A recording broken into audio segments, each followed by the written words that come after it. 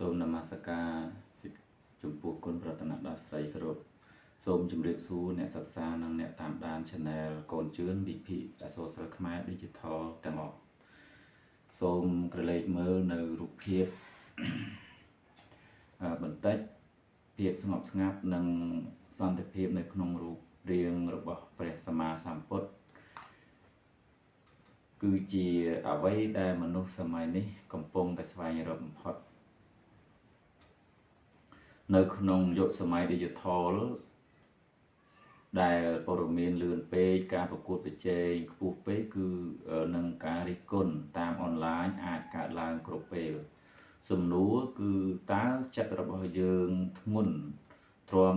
បានដល់កម្រិតណាតើអ្វីតើធ្វើដូចម្ដេចទើបយើងអាចរក្សាភាពនឹងនររបស់ចិត្តបានអញ្ចឹងនៅក្នុងវគ្គវីដេអូនេះយើងនឹងវិភាគតួនាទីស្នូលរបស់ព្រះពុទ្ធសាសនាក្នុងការអប់រំផ្លូវចិត្តដែលជាគន្លឹះដ៏មានតម្លៃពីបុរាណសម្រាប់ដោះស្រាយបញ្ហានៅសម័យថ្មីនេះ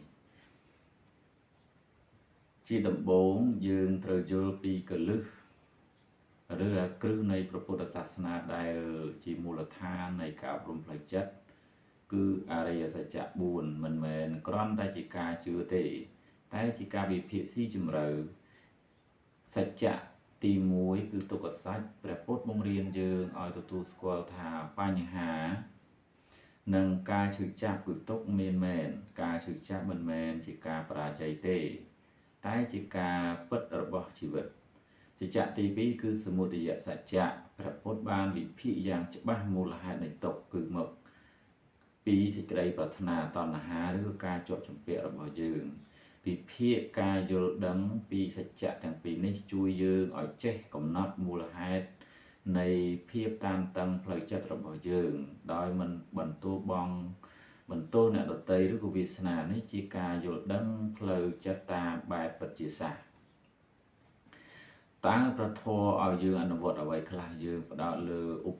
បករណ៍ដ៏សំខាន់ពីរដែលជាដួងព្រលឹងនៃការអប់រំផ្លូវចិត្តសតិគឺជាការដឹងខ្លួនចំពោះបច្ចុប្បន្នមិនមែនរស់នៅជាមួយអតីតកាលដែលបានកន្លងផុតឬក៏បារម្ភពីអនាគតដែលមិនទាន់មកដល់នោះទេ